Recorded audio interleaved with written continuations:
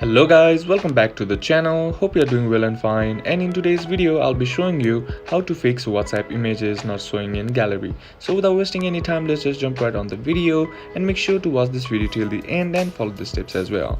Now in order to fix the issue that you are having, what you need to do is open up WhatsApp and here tap on settings icon and now tap on option that says storage and data, and here you have an option that says media auto download, and under it you'll have option photos, right? Simply tap on that and now check to see if it's set on never. So if it's set on never, then change it to Wi-Fi and cellular, and once you're done with that, go back and now tap on chats, and now here you'll have an option that says save to camera roll. Now check to see if this is toggled off or not. Sometimes if it's toggled off, that might be causing your issue to occur, so simply toggle this on, and now once you're done with that, go back and try again, and if the issue still persists, then what you need to do is just simply go to the App Store and then type in WhatsApp and now tap on WhatsApp once again, and here check to see if the app needs an update, because sometimes the older version also might be causing the issue that you are having due to some glitches or bugs. So just update it to the latest version, and once you do that, try again and your issue should be fixed. And that's it for today's video guys. Hope this video was useful to you. Leave a like if it did,